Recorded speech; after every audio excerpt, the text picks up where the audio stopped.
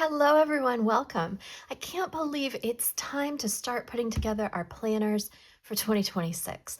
But I'm going to help you today with something that I made for myself and maybe you would like to use for your own planner or journal. I will, as per usual, put links to everything I talk about in the description in case you want to get something for yourself or a gift for someone else. Just click more under the video and it'll pop up with a whole list of things. And I will also put timestamps in the first pinned comment if you'd like to jump back and forth between the sections, because I'm going to show you what I made and then I'll cut them out and we'll put them in my standard or regular size traveler's notebook and an A5 journal that I use as like my commonplace book. So I did these last year, except last year I only made the traveler's notebook regular or standard size. And this year I was like, well, you know what? I have a lot of A5 notebooks, and even though this fits in it, I might like the numbers to be a little bit bigger. So I made an A5 version as well. These are both available on my Patreon. So go to patreon.com/keylimeinc. There's a link to that in the description too. And you can either just buy these individually as a digital download, or you can join me and become a patron. Yay! I adore my patrons. And if you do that, then you get access to all my printables and random stuff. And if you join the postcard club tier, I will send you random postcards just for fun. So go to Patreon to get these. You can either print them like as a PDF, just download the PDF and print it in black and white if you wish, or if you want this kind of berry color that matches my nail polish that I like to use in my planners and journals, then you can print it in color. The other thing you can do is that I will put a link within the Patreon listing, like when you buy this, it'll have a link to Canva where you can edit it yourself if you'd rather have a different font or a different color, or if you want to change up the size. At least this will get you started with the templates that I put together. All right, so that's all the talking. Let's go through the setup and the cutting. So these are not like actual TN size. So they're not the size of the notebook, if that makes sense. They're just a little bit smaller, so they sit inside nicely as an insert. So I'll show you what I mean by that. So I'm going to print this on plain old 8.5 by 11 copy paper. I like to use a recycled paper that I get from Staples. I'll put a link to that if it's available. It's just the lightest weight, 100% recycled paper that they offer.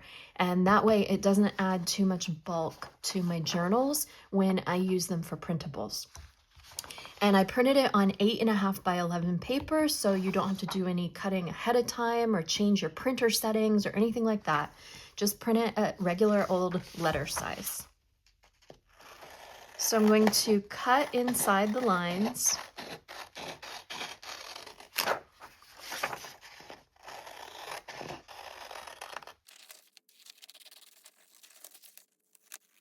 Now I could use a paper cutter for this and I would make it much more perfect if I did it that way, but I wanted to do it on camera for you. So here's more cutting.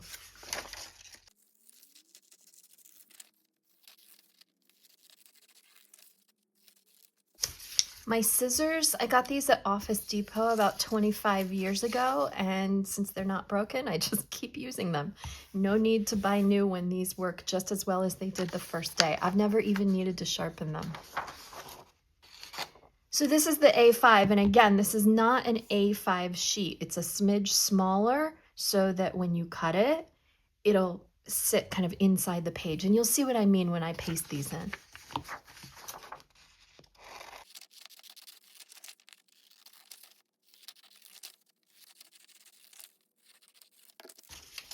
All right, so now I'm going to throw these scraps into the recycling. And it's time to round the corners. I personally just like that finished look of rounded corners because my notebooks have rounded corners and then they match. But you don't need to do this stuff. I have a corner rounder that's made by Carl. I got this from Stampin' Up! At a Stampin' Up! Party like 15, 20 years ago, and it still works perfectly. This is one of those persnickety ones where it really likes to have a couple of sheets of copy paper or one sheet of cardstock. And last I looked, these were still available on Amazon, believe it or not. So if I can find them, I'll put the link in the description for you. But I'm just going to do all 3 of these at once because it really likes a couple pages together. If you only use 1 page at a time, it tends to get stuck. And then you just take, like a screwdriver and pop it like that, and it'll just pop back into place.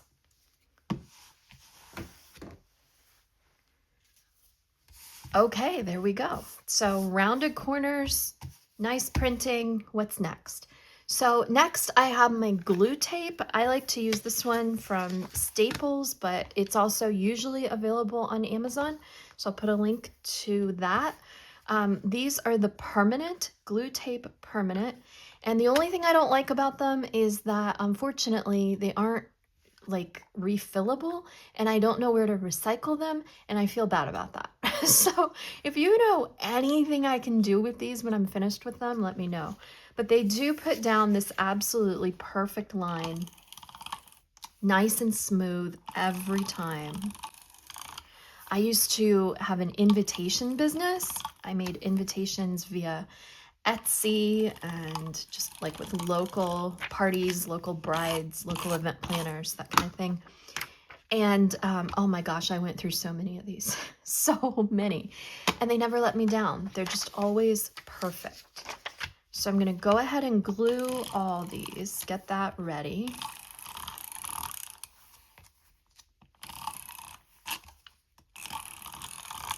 I always glue around the edge, and then I put just a couple stripes in the middle like a zebra. And then this one is for the A5 notebook or planner.